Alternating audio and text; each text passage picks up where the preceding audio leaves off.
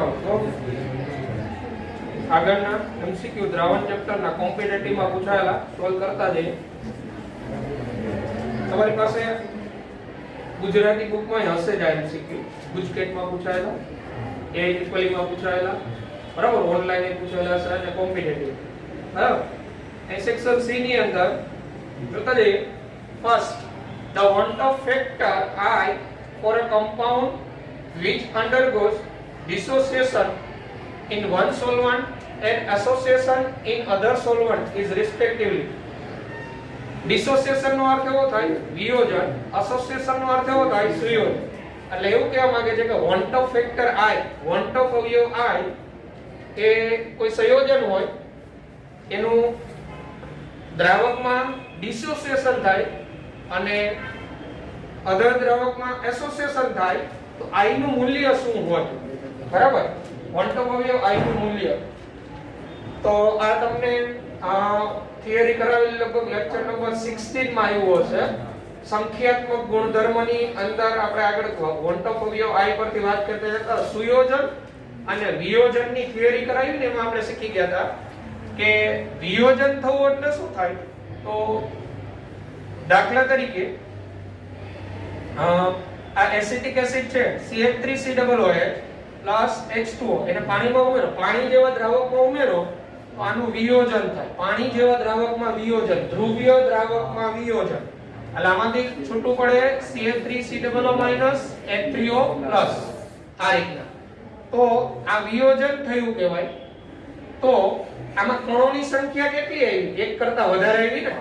આ કણોની સંખ્યા જો 2 થઈ ગયા ને, તો વિયોજન થાય ને તો I greater than 1 હોય વિયોજન માટે.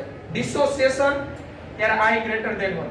એસોસિએશન એટલે અધ્રુવીય દ્રાવકો હોય, જેમ કે CH3COOH એસિટિક એસિડ ને તમે બેન્ઝીન જેવા દ્રાવકમાં ઉમેરો, બેન્ઝીન, ઇથર, કાર્બન ટેટ્રાક્લોરાઇડ જેવા અધ્રુવીય દ્રાવકમાં, તો CH3COOH twice, તો આનું સુયોજન થાય. સુયોજન થવું એટલે આના તમે 2 અણુ લીધા હોય ને તો દ્રાવણની અંદર એ 2 અણુ હાઇડ્રોજન બંધ બનાવી લે અને એક અણુ બની જાય અને ડાઈમર કહેવાય. કેવું કહેવાય? ડાઈમર.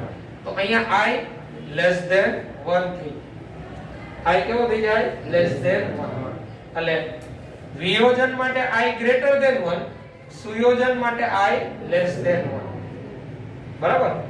એટલે આપણે અને I નું સૂત્ર આપણે લાવેલા અહીંયા કહેતા હતા કે સંતુલને વિયોજન સંતુલને વિયોજિત અણુઓના કુલ મોલ, સંતુલન મિશ્રણમાં રહેલા કુલ મોલ છેદમાં શરૂઆતના લીધેલા mall.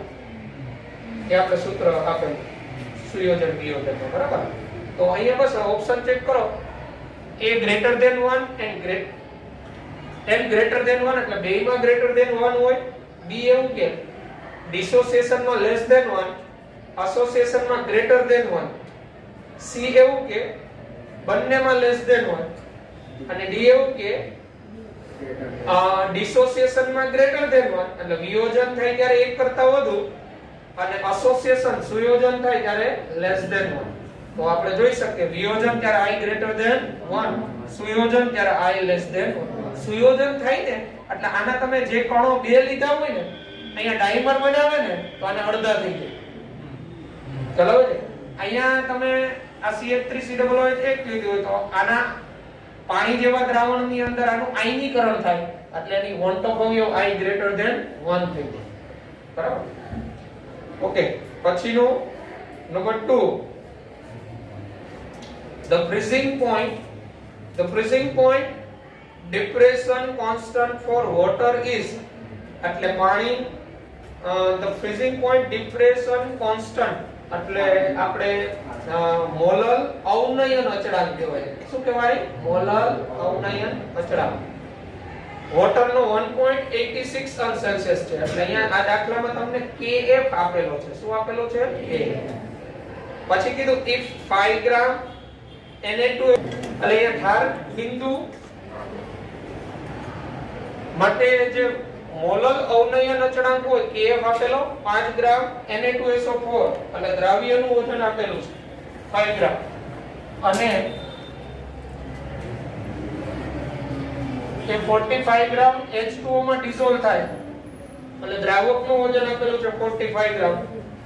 The freezing point is changed by -3.82 અંશ સેલ્સિયસ. ફ્રીઝિંગ પોઈન્ટ એટલે ઠાર બિંદુ એ -3.82 અંશ સેલ્સિયસ બદલાય. Calculate the want-of factor for Na2SO4. તો Na2SO4 માટેનો want-of અવયવ ગણો. એટલે અહીંયા તમને ફ્રીઝિંગ પોઈન્ટ ડિપ્રેશન કોન્સ્ટન્ટ એટલે Kf આપેલો છે -1.86 અંશ સેલ્સિયસ. બરાબર. પછી W2 આપેલો દ્રાવ્યનું વજન 5 ગ્રામ. પછી W1 આપેલું દ્રાવકનું વજન 45 ગ્રામ. પછી the freezing point is changed by -3.82 અંશ સેલ્સિયસ. એટલે એ તમને ઠાર બિંદુમાં કેટલો બદલાવ થયો તો -3.82 અંશ સેલ્સિયસ. પાણીનું ઠાર બિંદુ શુદ્ધ પાણીનું કેટલું હોય 0 અને બદલાનું કેટલું -3.82 અંશ સેલ્સિયસ. તો ઠાર બિંદુ અવનયન કેટલો થાય તો ડેલ્ટા TF બરાબર 3.82 અંશ સેલ્સિયસ થાય. કારણ કે ડેલ્ટા TF એટલે શું થાય T0F TF શુદ્ધ દ્રાવકનું ઠાર બિંદુ માઈનસ દ્રાવણ પેલું બદલાનું હતું એટલે ડેલ્ટા TF એટલો થાય. તો આપણે તો want of અવયવ I જોઈએ Na2SO4 માટે want of અવયવ I. તો આપણે ઠાર બિંદુ અવનયન નું સૂત્ર આ સ્ટડી કરી ગયા. ડેલ્ટા TF IKFM તો ભણી ગયા ને આપણે. તો બસ I ને કરતા બનાવો તો delta TF divided by KF into M. M એટલે મોલાલિટી અને મોલાલિટી એટલે તમને ખબર છે દ્રાવ્યનું વજન છેદમાં એનું મોલર દળ. તો દ્રાવ્યનું મોલર દળ એટલે Na2SO4 નું મોલર દળ. તો Na2SO4 નું મોલર દળ જોતું હોય તો 2 સોડિયમ છે એટલે 46, સલ્ફર નું 32 અને 4 ઓક્સિજન નું 64. બરાબર. આનો સરવાળો કરો એટલે અહીંયા એનું મોલર દળ દ્રાવકનું વજન ગ્રામમાં આપ્યું છે આપણે કિલોગ્રામમાં લેવાનું હોય એટલે અહીંયા 1000 વડે ગુણાકાર.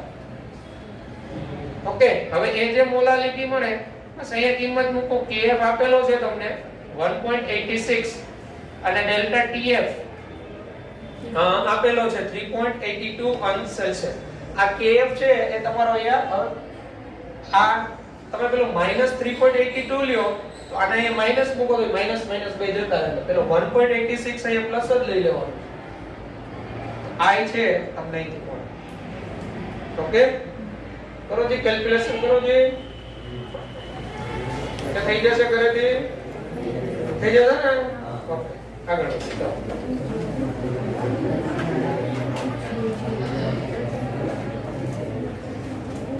તો નંબર 3 તમારે થાય એવો છે. રકમ વાંચો દેજો. Number 3 શું કે PA and PB are the vapor pressure of pure liquid components. A and B respectively of an ideal binary solution. Binary solution એટલે બે અણુ ભેગા થઈ ને બે ઘટકો દ્રાવણમાં binary solution. તો A અને B ઘટક છે. વેપર પ્રેશર પ્યોર લિક્વિડ ના P અને PB આપેલા છે. If XA represent the mole fraction of component A, એનો મોલ અંશ XA હોય, the total pressure of the solution will be. દ્રાવણનું કુલ દબાણ શું હોય? બરાબર. તો આપણે P total નું સૂત્ર બધાને આવડે છે. બરાબર ને? રાઉલ્ટનો નિયમ કોના માટે હતો? બાષ્પશીલ પ્રવાહી માટેનો. બાષ્પશીલ પ્રવાહી માટેનો. શું હતો? P total બરાબર શું આવતું હતું સૂત્ર? P total બરાબર સૂત્ર શું આવતું હતું? P total બરાબર PA PB. પણ અહીંયા આપણે શુદ્ધ પ્રવાહીના PA અને PB જ કીધા છે ને. એટલે આપણે અહીંયા PAXA PB XB. હવે XA XB is equal to 1 થાય. મોલન્સ નો સરવાળો હંમેશા એક જ હોય. તો XB is equal to શું મૂકી શકાય? XB is equal to 1 minus XA. અહીંયા XB ની જગ્યાએ 1 minus XA મૂકી દો તો PAXA plus PB કૌંસમાં 1 minus XA. થયું? બસ હવે આનાથી આમાં સાદુરૂપ આપશો એટલે તમને કંઈક તમારું સૂત્ર મળશે. આ Pb અહીંયા ગુણાકારમાં અહીંયા Pb થઈ જાય અને x સામાન્ય નીકળી જાય તો સૂત્ર તમારું થઈ જાય એક સ્ટેપ લખી નાખ્યું PaXA Pb PbXA એવું થાય ને હવે જો આ PaXA અને આ PbXA તો આમાંથી XA સામાન્ય કાઢો તમે તો Pa PbXA Pb થાય ને બરાબર તો તમારું સૂત્ર જેવું જ કયું થશે Pa PbXA Pb જવાબ તમારો D થશે ને D થશે એટલે રાઉલ્ટનો નિયમ ભણી ગયા હતા આપણે બાષ્પશીલ પ્રવાહી માટેનો બે બાષ્પશીલ પ્રવાહીને ભેગા કરો તો દ્રાવણનું કુલ દબાણ શું થાય એ બેના આંશિક દબાણના સરવાળા બરાબર અને જે તેનું આંશિક દબાણ શું હોય જે તેનું આંશિક દબાણ એના મોલ અંશના સમપ્રમાણમાં હોય એટલે આપણે અહીંયા P0A અને P0B મૂકતા પણ આપણે રકમમાં શું કહી દીધું કે પ્યોર લિક્વિડના દબાણ કેટલા કીધા Pa અને Pb કીધા પ્યોર લિક્વિડના એટલે આપણે એ લીધેલું ચલો number 4 which of the following compound can be used as antifreeze in automobile radiators એટલે આ પણ તમને ઠાર બિંદુ અવનયનમાં મેં કન્સેપ્ટ સમજાવેલો ઓટોમોબાઈલમાં રેડિએટરમાં કયો કમ્પાઉન્ડનો ઉપયોગ એન્ટીફ્રીઝ પ્રતિહિમ તરીકે થાય પ્રતિહિમ એટલે જે કાઈ દ્રાવક હોય ને એનું ઠાર બિંદુ નીચું લઈ જાય એટલે પાણીનું આપણે ઠાર બિંદુ નીચું લઈ જવું હોય તો આપણે કહેતા હતા એમાં ઇથિલિન ગ્લાયકોલ ઉમેરતા હતા શું ઉમેરતા હતા ઇથિલિન ગ્લાયકોલ એટલે શું થાય પાણીનું ઠાર બિંદુ નીચું જતું રહે જેથી ઠંડા પ્રદેશની અંદર કારના રેડિએટરમાં રહેલું પાણી છે ને એ હિમ ન થઈ જાય બરફ ન થઈ જાય પરિણામ ગ્લાયકોલ ઉમેરાય શું ઉમેરાય ગ્લાયકોલ ઇથિલિન ગ્લાયકોલ બરાબર ઠાર બિંદુ નીચું લઈ જવા માટે ચલો number 5 6.02 into 10 raised to 20 molecules of urea are present in 100 milli of its solution એટલે 100 મિલી દ્રાવણમાં 6.02 ગુણાકારમાં 10 ની 20 ઘાત યુરિયાના અણુઓ હાજર છે the concentration of solution is તો દ્રાવણની સાંદ્રતા શું હોય મોલારિટીમાં સાંદ્રતા પૂછેલી છે મોલારિટીમાં આ દાખલો તમે 11 માં ધોરણમાં ગણેલો આપેલું શું છે અણુની સંખ્યા આપેલી છે જો અણુની સંખ્યા કેટલી આપેલી છે 6.02 ગુણાકારમાં 10 ની 20 ઘાત આ અણુની સંખ્યા છે અને દ્રાવણ કેટલું કીધું 100 મિલીલીટર દ્રાવણમાં 100 મિલીલીટર એટલે 0.1 લીટર થાય હવે આપણે મોલારિટીમાં સાંદ્રતા પૂછેલી છે મોલારિટી તો મોલારિટીમાં એટલે મોલારિટી એટલે આપણે ખબર હોય તો મોલ પ્રતિ કદ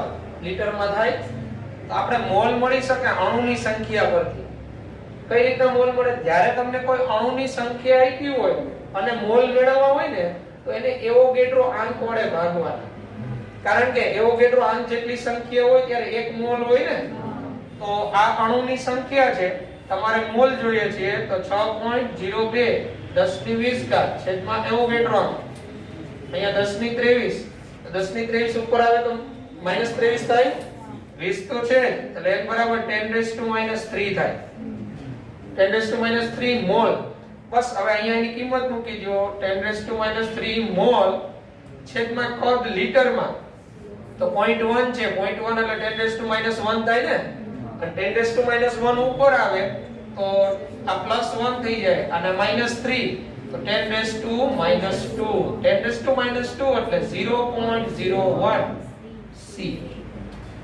એટલે અણુની સંખ્યા આપી હતી રકમમાં અને દ્રાવણનું કદ આપેલું હતું અને આપને સાંદ્રતા પૂછેલી તો મોલારિટી એટલે મોલ પ્રતિ લીટર તો આપણે મોલ મળે અણુની સંખ્યા ભાગ્યા એવોગેડ્રો એટલે સરળ એક્ઝામ્પલ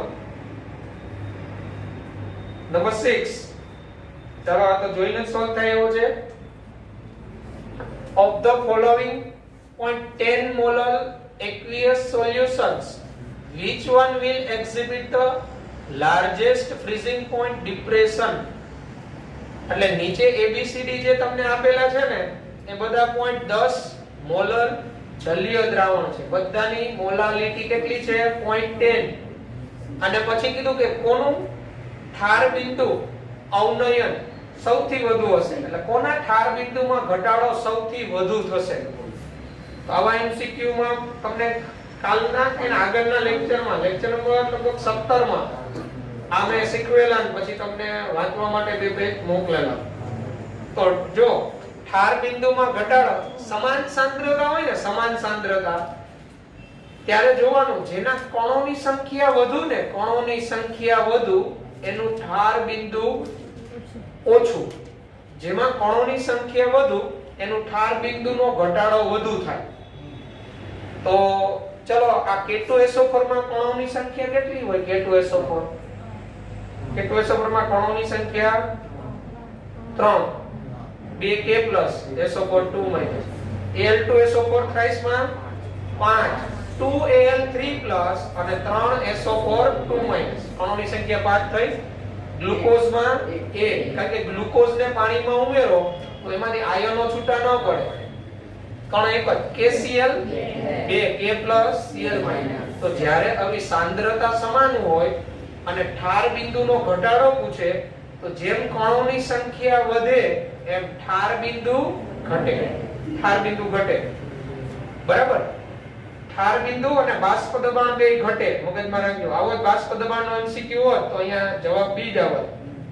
જ્યારે કણોની સંખ્યા વધે ઠાર બિંદુ અને બાષ્પ દબાણ ઘટે. કણોની સંખ્યા વધે અભિસરણ દબાણ અને ઉત્કલન બિંદુ વધે. બે વધે ને બે ઘટે. કણોની જ્યારે સમાન સાંદ્રતા ત્યારે હોય એમસીક્યુ આવે ને એટલે કોન્સેપ્ટ મગજમાં રાખવાનો. કણોની સંખ્યા, જેમાં કણોની સંખ્યા વધુ એના અભિસરણ દબાણ અને ઉત્કલન બિંદુ વધે. જ્યારે બાષ્પ દબાણ અને ઠાર બિંદુ ઘટે. Okay okay. નંબર 7 જુઓ જોઈએ. Number 7, which one of the following electrolytes, electrolytes એટલે વિદ્યુત વિભાજ્ય, has the same value of want-of factor is that of Al2SO4 thrice if all are 100% ionized. હા, એટલે એવું કે છે કે નીચેનામાંથી છે ને એ Al2SO4 thrice નો જે want-of અવયવ હોય એટલો જ કોનો હોય? Al2SO4 નું 100% આયનીકરણ થાય. જ્યારે કોઈનું 100% આયનીકરણ થાય ને ત્યારે એના કણોની સંખ્યા અને want-of અવયવ બે સરખા જ થાય. બરાબર? તો ચાલો Al2SO4 ના કેટલા કણો છૂટા પડે? 5. એટલે એનો સંપૂર્ણ 100% આયનીકરણ ને તો એનો I પણ 5 જ want-of અવયવ. તો ABCD માંથી કેનો I 5 થતો હશે સંપૂર્ણ આયનીકરણથી? આનો કેટલો થાય? ભૂમિ આનો કેટલો થાય? આનો 4 થાય. કઈ રીતના? Al3 plus 3NO3 minus. આનો કેટલો થાય? 5. 4K plus FeCl6 4 minus. એટલે એક આખો ઋણ આયન અને 4 ધન આયન. ટોટલ કેટલા થયા? 5. તો જવાબ બી આવે. આનું સંપૂર્ણ આયનીકરણ થતું હોય Al2SO4 thrice નો એનો જે want-of અવયવ હોય એટલો જ કોનો હોય? આનો હોય 5. આનો કેટલો થાય? સંપૂર્ણ આયનીકરણ થાય તો K2SO4 no 3, 2K plus SO4 2 minus.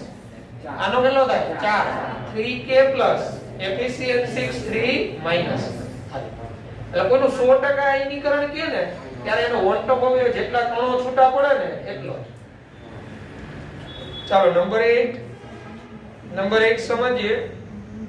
The boiling point of 0.2 mall પ્રતિ કિલોગ્રામ. 0.2 મોલ પ્રતિ કિલોગ્રામ એટલે એની મોલાલિટી 0.2 થાય. મોલાલિટી 0.2 છે. Solution of X in water is greater than equal molar solution of Y in water. એટલે solution જે Y છે ને Y, બરાબર, એના કરતા સોલ્યુશન જે X છે ને X બે ઇક્વલ મોલર છે. 0.2 જ છે પણ બોઇલિંગ પોઈન્ટ છે ને X નું વધુ છે. બોઇલિંગ પોઈન્ટ એટલે ઉત્કલન બિંદુ. x નું બે ઇક્વલ મોલર એટલે બેની મોલાલિટી સરખી છે, પણ x નું ઉત્કલન બિંદુ y કરતા વધુ છે, greater than equal molar solution of y in water. Which one of the following statement is true in the case? એટલે આ કિસ્સામાં નીચેનામાંથી કયું સ્ટેટમેન્ટ સાચું છે તો બધું યોગ્ય છે? તો પેલા શું કહેવા માંગે છે સમજાઈ ગયું? સોલ્યુશન x અને સોલ્યુશન y છે, બે ઇક્વલ મોલર છે, પણ x નું ઉત્કલન બિંદુ y કરતા વધુ છે. તો x નું ઉત્કલન બિંદુ y કરતા વધુ હોય એનો અર્થ એવો થાય x માં કણોની સંખ્યા વધારે હશે, કણોની સંખ્યા વધે એમ ઉત્કલન બિંદુ વધે. તો હવે આ સંદર્ભમાં ABCD માંથી સાચું શું? તો સમજો એ શું કે molecular mass of x is less than the molecular mass of y, એટલે કે x નું મોલર માસ એ y કરતા ઓછું હોય, x નું મોલર માસ એ y કરતા ઓછું હોય. B એવું કે y is undergoing dissociation in water while x is undergoes no change, એટલે એવું કે y છે ને એ પાણીની અંદર વિયોજન પામે, ડિસોસિએશન એટલે વિયોજન થવું એટલે એના કણો છૂટા પડે, જ્યારે x માં કોઈ ચેન્જીસ ન થાય. તો આ બી વિધાન તો ખોટું કહેવાય, કારણ કે જેનું વિયોજન થાય ને એમાં કણોની સંખ્યા વધારે હોય, તો કણોની સંખ્યા વધારે હોય તો y નું ઉત્કલન બિંદુ x કરતા વધુ હોવું જોઈએ. એટલે કહેવાનો મતલબ આ જે છે ને એનાથી ઉલટું હોવું જોઈએ. C એવું કે x is undergoing dissociation in water, એટલે x છે એ પાણીમાં વિયોજિત થતું હોય, તો C વિધાન છે એ વધુ યોગ્ય લાગે છે. x છે એ પાણીમાં વિયોજિત થતું હોય એટલે એના કણોની સંખ્યા છૂટી પડે, એટલે એના કણો વધારે હોવા જોઈએ. D એવું કે molecular mass of x is greater than the molecular mass of y, એટલે x નું મોલર દળ છે એ y કરતા વધુ હોય. મોલર દળ ઉપર કોઈ ડિપેન્ડ નથી થવાનું, કારણ કે મોલાલિટી તો બેની સરખી કહી દીધી છે. તો કણોની સંખ્યા ઉપર આવી જાય બધી રમત. તો કણોની સંખ્યા કેમાં વધે? જેમાં ડિસોસિએશન થાય ને એમાં. ડિસોસિએશન એટલે છૂટું પડવું, વિયોજન થવું. તો x is undergoing dissociation in water, એટલે પાણીમાં x છે એ વિયોજિત થતો હોય, એટલે આ પાણીમાં વિયોજન થતું હોય ને એટલે ભલે મોલાલિટી બેની સરખી છે પણ આનો I વધી જાય, દ્રાવ્ય કણોની સંખ્યામાં વધુ, અને દ્રાવ્ય કણોની સંખ્યા વધે ને એમ ઉત્કલન બિંદુ વધે, કારણ કે ઉત્કલન બિંદુનો વધારો સંખ્યાત્મક ગુણધર્મ છે, કણોની સંખ્યા પર આધાર રાખે. તો જવાબ શું આવશે અહીંયા? C, વિયોજન થતું હોય x નું પાણી. પછી આ 9 નંબરનો MCQ તમે 11મા ધોરણમાં સોલ્વ કરેલો છે. What is the fraction of the solute in a 1 molar aqueous solution? 1 molar જલીય દ્રાવણમાં દ્રાવ્યનો મોલન્સ, એટલે મોલાલિટી આપેલી હોય અને દ્રાવ્યના મોલન્સ પૂછે તો તમને શોર્ટ ફોર્મ્યુલા કરાવેલા છે. તો શોર્ટ ફોર્મ્યુલા યાદ ના આવે તો પેલા તો મોલન્સ એટલે શું થાય? જો દ્રાવ્યના મોલન્સ એટલે આપણે સૂત્ર શું ખબર છે? દ્રાવ્યના મોલ, દ્રાવ્યના મોલ છેદમાં કુલ મોલ કહીએ ને આપણે. તો આપણે અહીંયા દ્રાવ્યના મોલ જોઈએ. 1 મોલર એક્વિયસ સોલ્યુશન છે. હવે 1 મોલર એક્વિયસ સોલ્યુશન હોય જલીય દ્રાવણ, 1 મોલર જલીય દ્રાવણમાં આનો અર્થ શું થાય? 1 મોલ દ્રાવ્ય એટલે દ્રાવ્યના મોલ 1 હોય, દ્રાવ્યના મોલ કોઈની મોલાલિટી આપી હોય ને એનો અર્થ શું થાય? કે જેટલી મોલાલિટી હોય ને એટલા મોલ, જેટલી મોલાલિટી એટલા મોલ 1000 ગ્રામ દ્રાવકમાં. કેમાં? 1000 ગ્રામ દ્રાવક. તો દ્રાવકનું વજન અહીંયા હોય તમારી પાસે, દ્રાવકનું વજન 1000 ગ્રામ. દ્રાવક તમારું પાણી છે તો દ્રાવકના મોલ મળી જાય ને 1000 ભાગ્યા 18, 1000 ભાગ્યા 18 એટલે પાણીના મોલ થઈ જાય 55.55, H2O ના મોલ થઈ જાય 55.55. તો હવે આ મોલન્સના સૂત્રમાં એ દ્રાવ્યના મોલ છેદમાં કુલ મોલ, એટલે આના માટે તમને પેલું સૂત્ર મોલાલિટી છેદમાં મોલાલિટી પ્લસ 55.55 પાણી હોય તો, પાણી ન હોય તો તમારે એ મુજબ બેન્ઝીન હોય દ્રાવક તરીકે તો મોલર દળ એનું આવે 78. બસ અહીંયા મોલાલિટી 1 આ કેટલું 1 એટલે 1 ભાગ્યા 56.55. એટલે દ્રાવ્યના એટલે આ તમને કોઈ મોલાલિટી આપેલી હોય અને દ્રાવ્યના મોલસ પૂછે તો ડાયરેક્ટ આ શોર્ટ ફોર્મ્યુલા થઈ જાય. અહીંયા 55.55 તો જ લેવાનું જો પાણી દ્રાવક તરીકે હોય તો. પાણી સિવાય કોઈ દ્રાવક હોય તો દ્રાવકનું વજન તો 1000 ગ્રામ જ આવે, પણ 1000 ભાગ્યા ઈ જે તે દ્રાવકના મોલર દર. જો બેન્ઝીન હોય તો 1000 ભાગ્યા 78 કરવું પડે, કારણ કે બેન્ઝીનનું મોલર દર 78 ને. એટલે પાણી હોય તો ને 55.55 લેવા. બધામાં એક જ કેસેટ ન વગાડતા.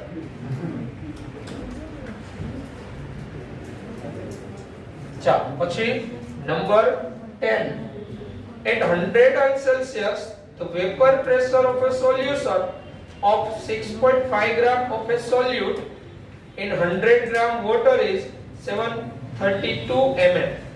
એટલે 100 સેલ્સિયસ તાપમાન છે, 6.5 ગ્રામ દ્રાવ્ય 100 ગ્રામ પાણીમાં છે, ત્યારે એનું બાષ્પ દબાણ 732 mm છે. એટલે દ્રાવણનું બાષ્પ દબાણ તમને આપેલું છે PS 732 mm દ્રાવણનું. અને તમને આપેલું છે અહીંયા 6.5 ગ્રામ દ્રાવ્યનું વજન. આપણે એ કહી દઈએ દાખલા તરીકે ને દ્રાવ્ય એ 6.5 ગ્રામ અને એ કહી દો અથવા આને તમે W2 કહી દો. દ્રાવકનું વજન 100 ગ્રામ W1. પછી શું કીધું if Kb is equal to 0.52 એટલે Kb આપેલો છે 0.52, the boiling point of a solution will be boiling point એટલે TB. દ્રાવણનું ઉત્કલન બિંદુ શું હોય? તો પહેલા તો અહીંયા તમારે આ TB મેળવવો હોય ને TB તો તમારી પાસે ડેલ્ટા TB હોવો જોઈએ, કારણ કે ડેલ્ટા TB એટલે TB T0b. T0b તો આપણે ખબર છે T0b એટલે શુદ્ધ પાણી હોય, બરાબર, શુદ્ધનું શુદ્ધ દ્રાવકનું ઉત્કલન બિંદુ કેટલું છે શુદ્ધ પાણીનું? 100 સેલ્સિયસ, બરાબર. પણ આ મેળવવો છે તો આ હોવો જોઈએ. હવે આ અહીંયા Kb આપેલો છે, બે તનના આના બેના વજન આપેલા છે, તો ડેલ્ટા TB બરાબર તમને ખબર હોય તો ડેલ્ટા TB બરાબર Kb m થાય. પણ મોલાલિટી માટે તમને ખબર હોય તો દ્રાવ્યનું વજન છેદમાં દ્રાવ્યનું મોલર દળ જોઈએ. પણ અહીંયા કે દ્રાવ્યનું મોલર દળ નથી કીધું અને દ્રાવ્ય કયો છે એ નથી કીધું, ખાલી સોલ્યુટ જ કીધું છે. જો આપણે લખાણ તો એનો અર્થ એવો થાય આ વેપર પ્રેશર ઉપરથી કંઈક આપને મળી શકે. તો તમને ખબર હોય તો આપણે ભણી ગયા હતા બાષ્પ દબાણનો સાપેક્ષ ઘટાડો. બાષ્પ દબાણનો સાપેક્ષ ઘટાડોનું આ સૂત્ર ભણી ગયા આપણે P0 PS P0 x2. અને x2 એટલે આપણે કહેતા હતા N2/N1 અને N2 એટલે દ્રાવ્યના મોલ. દ્રાવ્યના મોલ એટલે W2 છેદમાં M2 N2. N1 એટલે દ્રાવકના મોલ અને દ્રાવકના મોલ એટલે અહીંયા W1 છેદમાં M1 તો અહીંયા M1 છેદમાં W1. તો જો P0 એટલે શુદ્ધ દ્રાવકનું બાષ્પ દબાણ તો એ તો આપણે 760 mm થાય. શુદ્ધ દ્રાવક પાણીનું બાષ્પ દબાણ 760 mm. તો અહીંથી આપણે કંઈક આ m મળી જાય. જો અહીંથી આ m મળે. W2 આપેલું છે, પછી M1 એટલે દ્રાવક આપણો પાણી છે એટલે M1 આપણું 18 થાય. W1 આપણે આપેલું છે 100 ગ્રામ અને P0 એટલે 760 અને PS એટલે 732 છેદમાં P0 એટલે 760. અહીંયા W2 તો 6.5 W2 M2 તો મેળવવાનું છે into M1 એટલે 18 અને W1 એટલે 100. તો અહીંથી તમને M2 મળી જાય. હવે મોલર દળ મળી જાય પછી આ સૂત્રનો ઉપયોગ કરો delta TB Kb into molality. એટલે મોલાલિટી તમે અલગથી મેળવી લ્યો તોય ચાલશે. મોલાલિટી બરાબર W2 છેદમાં M2 અહીંયા into W1 અહીંયા 10⁻³ આ મોલાલિટી મળે into Kb કરી દો અહીંયા. અને ડેલ્ટા ટીબી મળી જાય, ડેલ્ટા ટીબી આ T0 બી તો 100 અંશ સેલ્સિયસ છે. બસ આ ટીબી ને કરતા બનાવો એટલે આ બાજુ આ તો પ્લસ થઈ જાય. એટલે જે ડેલ્ટા ટીબી મળે ને અહીંયા તમારો ડેલ્ટા ટીબી મળે ને એમાં પ્લસ 100 કરી દેવાનું. એમાં પ્લસ 100 કરો એટલે ટીબી મળે, દ્રાવણનું ઉત્કલન બિંદુ. બરાબર છે? તો આખી મેથડ ખબર પડી ગઈ. ડેલ્ટા ટીબી તમે લગભગ મેળવશો ને એટલે આ તમારો ડેલ્ટા ટીબી 1 આવશે. કેટલો આવશે? 1. અને આ T0 બી આ બાજુ આવ, હા આ 100 અંશ સેલ્સિયસ આ બાજુ આવે એટલે 100 પ્લસ 1 થાય ને, તમારો જવાબ છે ડેલ્ટા ટીબી 101 જેવો આવશે. એટલે આખી મેથડ મેં કીધેલી શું કરવાનું હતું. તમારે અહીંયા મોલર દળ નહોતું આપ્યું ક્યાંય તમને. જો મોલર દળ આપ્યું હોત તો ડાયરેક્ટ આ સૂત્રનો ઉપયોગ થાત. પણ અહીંયા બાષ્પ દબાણ આપ્યું હતું દ્રાવણનું. તો દ્રાવણનું બાષ્પ દબાણ ઉપરથી મોલર દળ કઈ રીતે મળે? તો દ્રાવ્ય અને દ્રાવકના વજન હતા તમારી પાસે અને દ્રાવકનું મોલર દળ ખબર હતી તમને, પાણી છે તો દ્રાવ્યનું મોલર દળ મળે. બાષ્પ દબાણનો સાપેક્ષ ઘટાડો દ્રાવ્યના મોલન્સ જેટલો હોય. આ રાઉલ્ટનો નિયમ આપણે ભણી ગયા અબાષ્પશીલ દ્રાવ્ય માટે. એટલે એના ઉપરથી આપણે M2 લઈશું. અહીંથી M2 ની કિંમત અહીંયા મોલાલિટીમાં મૂકશું. મોલાલિટીની કિંમત અહીંયા ડેલ્ટા ટીબી ના સૂત્રમાં અને ડેલ્ટા ટીબી ની કિંમત આ સૂત્રમાં. એટલે આ ટીબી મળી ગઈ. સમજ પડી ગઈ? ચલો તો નંબર 11 આ તો રકમ મોટી છે પણ કન્સેપ્ટ જ એપ્લાય કરવાનો. જો which of the following statements about the composition of the vapor over an ideal 1/1 molar mixture of benzene and toluene is correct? એટલે બેન્ઝીન અને ટોલ્યુઇન નું 1/1 મોલર મિક્સચર છે, બેનું સરખું, બેનું મિશ્રણ છે. એના માટે સાચું વિધાન કયું? assume the temperature is constant at 25 celsius. તાપમાન છે 25 સેલ્સિયસ અચળ છે એમ ધારો. બેના વેપર પ્રેશર આપેલા છે. શુદ્ધ બેન્ઝીન નું 12.8 કિલોપાસ્કલ, ટોલ્યુઇન નું 3.85 કિલોપાસ્કલ. ચલો શુદ્ધ સ્વરૂપ છે એમાં કોનું બાષ્પ દબાણ વધુ છે? શુદ્ધ સ્વરૂપમાં કોનું વધારે? બેન્ઝીન. જોઈને જવાબ આપવાનો. 12.8. ટોલ્યુઇન નું કેટલું? 3.85. તો શુદ્ધ સ્વરૂપે જેનું વધુ છે બેનું મિશ્રણ થાય તો મિશ્રણમાં પેલી બાષ્પ જે બનતી હોય એમાં કોનું પ્રમાણ વધારે હશે? બેન્ઝીનનું છે ને ઓબ્વિયસલી, જેનું બાષ્પ દબાણ વધુ છે.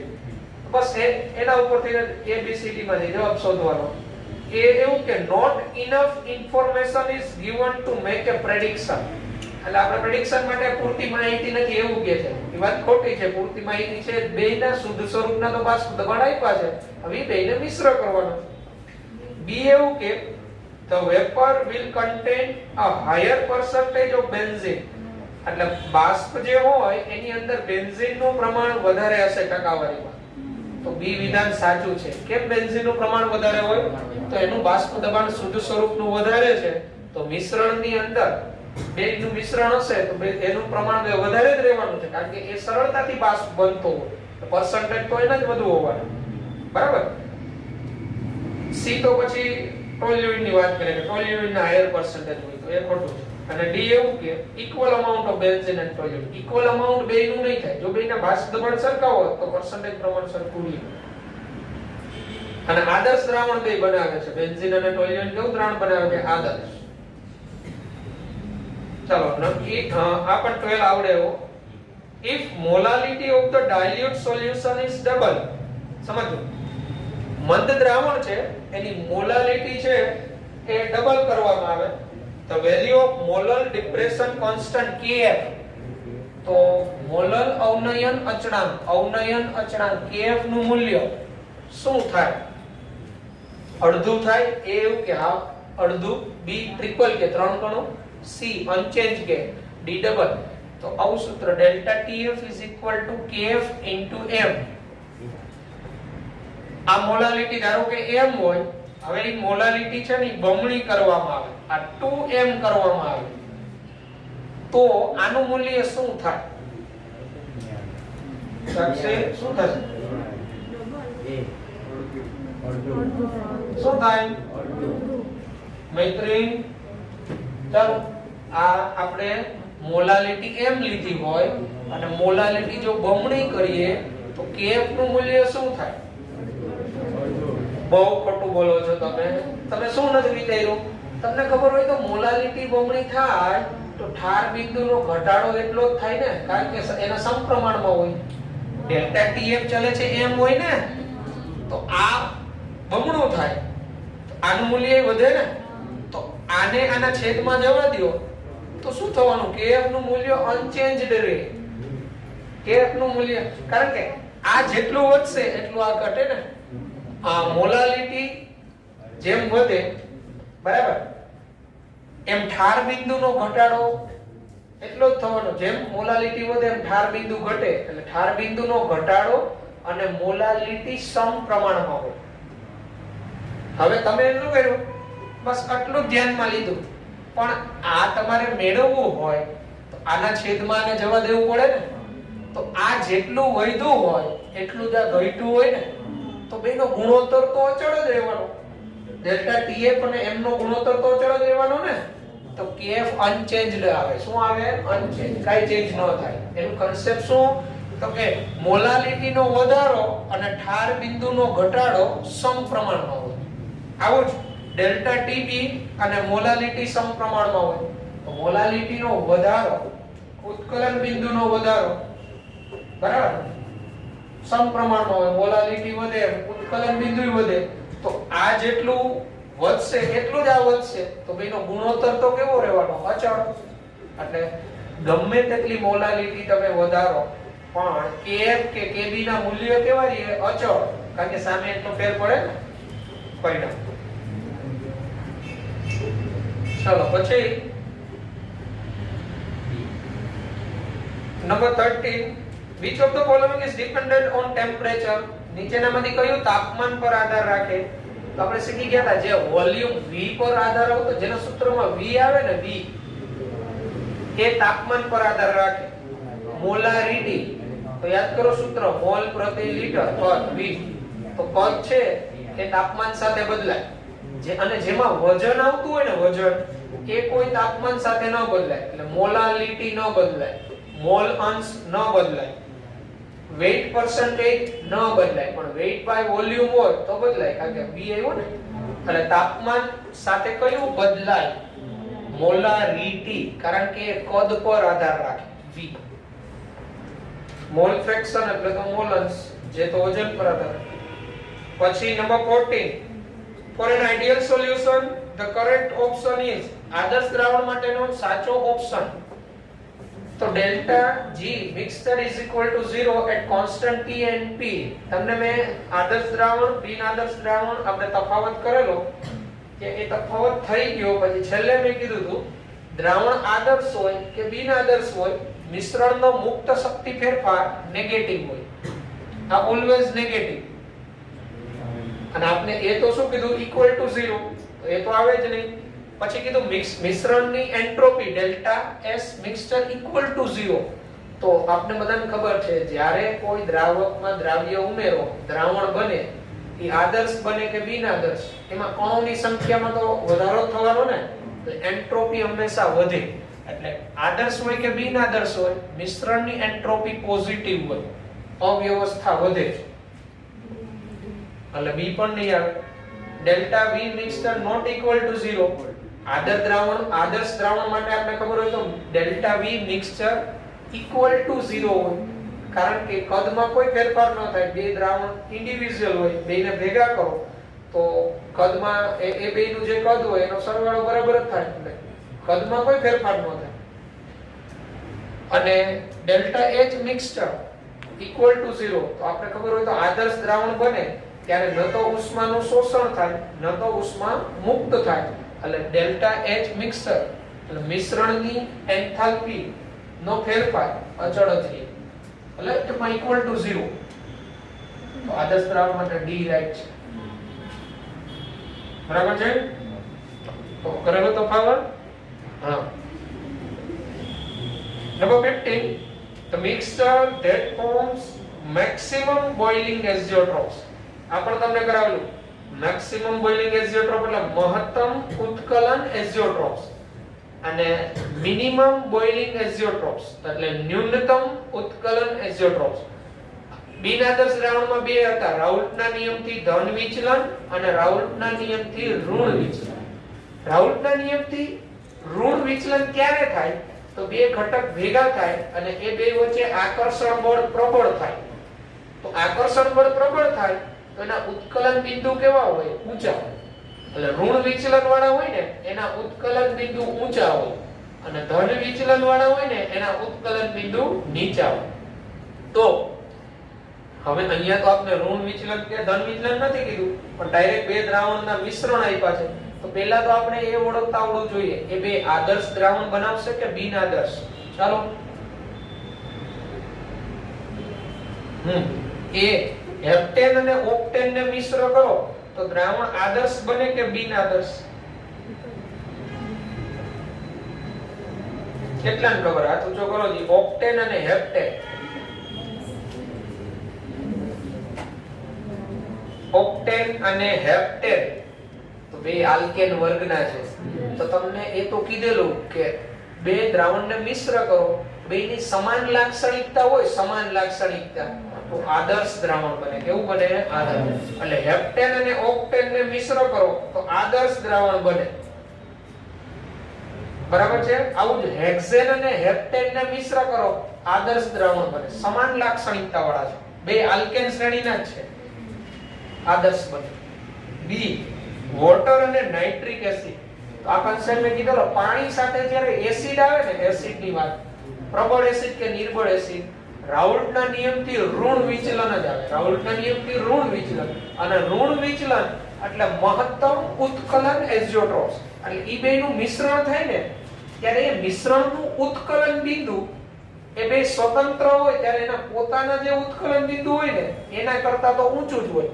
એને મહત્તમ ઉત્કલન એઝિયોટ્રોપ્સ કહેવાય. એટલે ઋણ વિચલન, પાણી અને એસિડ ઋણ વિચલન. પછી સી ઇથેનોલ પ્લસ પાણી. ઇથેનોલ પ્લસ પાણી, તો ઇથેનોલ ને પાણીમાં મિશ્ર કરો રાઉલ્ટના નિયમથી ધન વિચલન. કારણ કે પોતે બે સ્વતંત્ર હોય ત્યારે બંનેમાં હાઇડ્રોજન બંધ હોય અને પોતાના અણુ અણુ વચ્ચે હોય. પાણી પાણી વચ્ચે, ઇથેનોલ ઇથેનોલ હોય, પણ બેને ભેગા કરો એટલે પાણી અને ઇથેનોલ વચ્ચે બંધ. એ તો પેલા કરતા નિર્બળ થયો, તો નિર્બળ બંધ રાઉલ્ટના નિયમથી ધન વિચલન. એટલે ન્યૂનતમ ઉત્કલન એઝિયોટ્રોપ્સ આવે. ન્યૂનતમ. અને એસિટોન કાર્બન ડાઇસલ્ફાઇડ. તો તમને ખબર હોય તો એસિટોન છે ને એ ધ્રુવીય અને કાર્બન ડાઇસલ્ફાઇડ છે ને એ અધ્રુવીય. આને કાર્બન ડાઇસલ્ફાઇડ કહેવાય. આ અધ્રુવીય હોય કારણ કે આની દ્વિધ્રુવ ચાર્જ માત્ર 0 હોય, રેખીય આકાર. અને એસિટોન છે એ ધ્રુવીય હોય કારણ કે C દ્વિબંધ O, આ C દ્વિબંધ O તરફ બધા ડાયરેક્શન. તો હવે કેવું થયું? ધ્રુવીય અને અધ્રુવીયને મિશ્ર કરો ને એટલે આમાં કેવું હોય? એસિટોન એસિટોન વચ્ચે આકર્ષણ હોય. એટલે ધ્રુવીય ધ્રુવીય આકર્ષણ પ્રબળ હોય, પોતે સ્વતંત્ર હોય ત્યારે. અને આમાં કાર્બન ડાઇસલ્ફાઇડ વચ્ચે હોય. પણ એસિટોન ને કાર્બન ડાઇસલ્ફાઇડ માં ઉમેરો તો એ બે વચ્ચે કેવું થાય? ધ્રુવીય અધ્રુવીય વચ્ચે આકર્ષણ. એટલે દ્વિધ્રુવીય પ્રેરિત દ્વિધ્રુવીય. જે આકર્ષણ બળ કેવું છે? નિર્બળ. તો રાઉલ્ટના નિયમથી કેવું વિચલન આવે? ધન. એટલે જ્યારે તમે ધ્રુવીય અધ્રુવીય ને મિશ્ર કરો ને એટલે રાઉલ્ટના નિયમથી ધન વિચલન. અને ધન વિચલન ને એટલે ન્યૂનતમ ઉત્કલન એઝિયોટ્રોપ્સ. ન્યૂનતમ ઉત્કલન એઝિયોટ્રોપ નો મીનિંગ એવો થાય કે આ બે સ્વતંત્ર હોય ત્યારે એના પોતાના જે ઉત્કલન બિંદુ હોય બેને ભેગા કરો તો મિશ્રણનું ઉત્કલન બિંદુ એના સ્વતંત્ર હોય એ ઉત્કલન બિંદુ કરતા નીચું હોય. એને ન્યૂનતમ ઉત્કલન એઝિયોટ્રોપ કહેવાય. મગજમાં વાત ઉતરે જાય. એટલે જવાબ તમારો શું આવશે? બી વોટર પ્લસ નાઇટ્રિક એસિડ.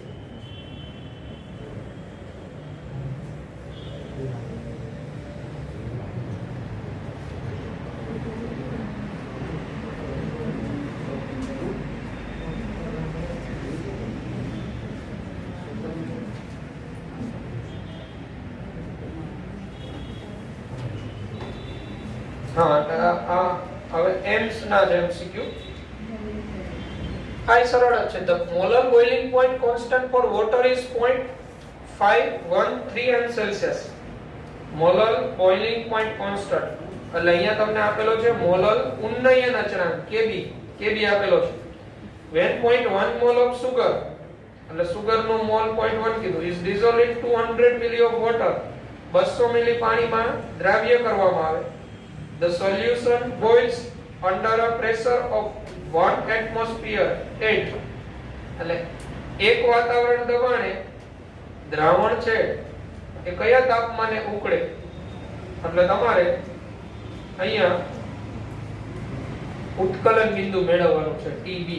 વિચારો તમને KB આપેલો છે, તમને પાણીનું કદ આપેલું છે 200 ml, તો અહીંયા મોલાલિટી મળે કે ન મળે?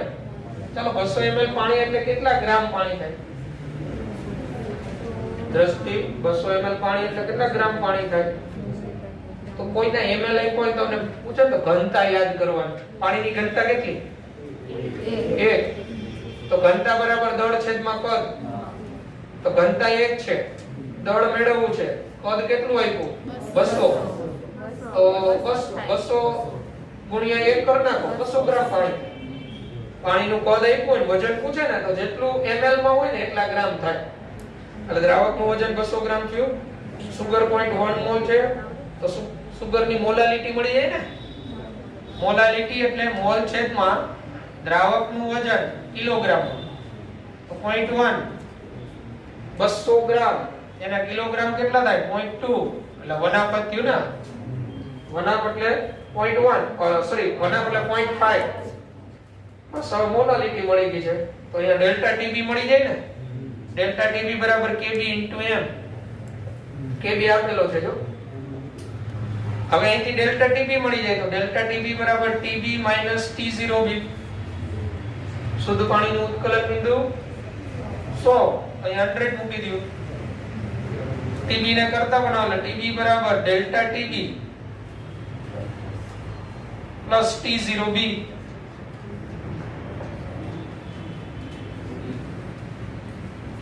શું આપ્યો? C 100.256. ચાલો તો ત્યારબાદ number 17. The freezing point of a solution prepared from 1.25 gram of a non-electrolyte and 20 gram of water is 271.9 Kelvin. The freezing point of solution એટલે દ્રાવણનું ઠાર બિંદુ. કેમાંથી બનેલું દ્રાવણ? તો 1.25 ગ્રામ નોન ઇલેક્ટ્રોલાઇટ એટલે વિદ્યુત અવિભાજ્ય.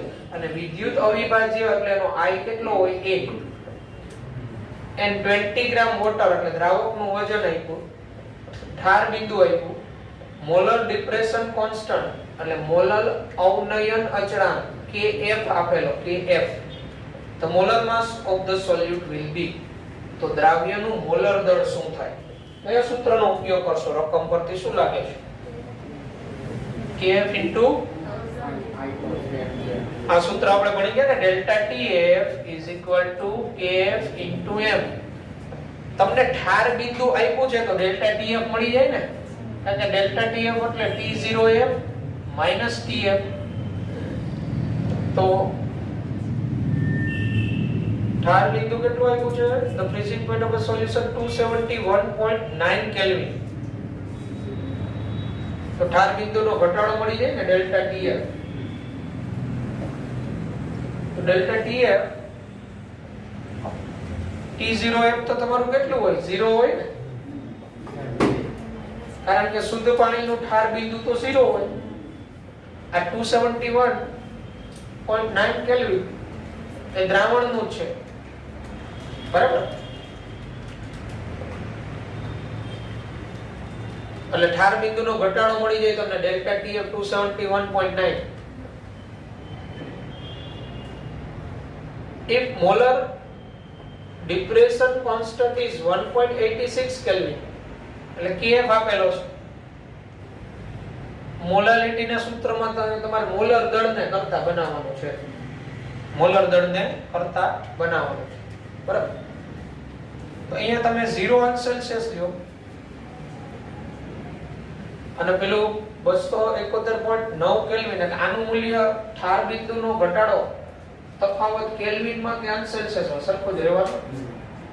એટલે આ તમારું 0°C લ્યો પહેલાના 0°C પેલું કેલ્વિનમાં તો આને 273 લેવાય -271.9 એટલે ડેલ્ટા ટીએફ મળે.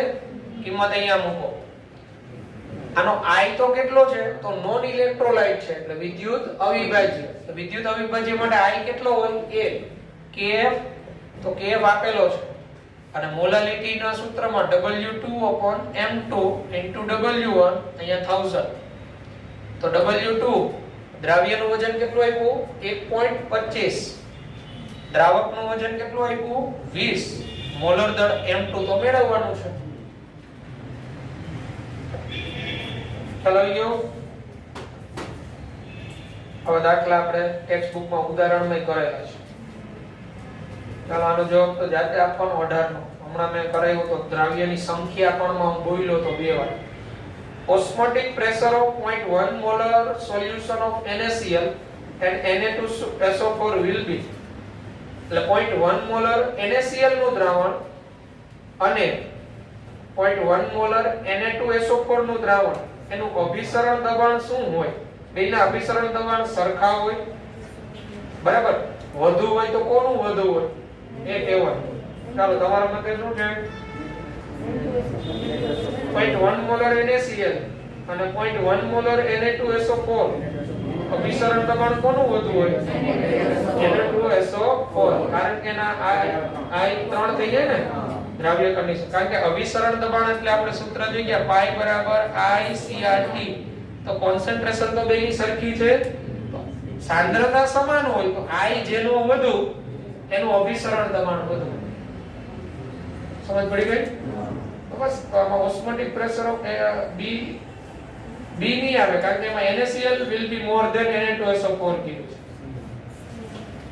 C osmotic pressure of Na2SO4 solution will be more than NaCl. Na2SO4 નું NaCl કરતા વધારે.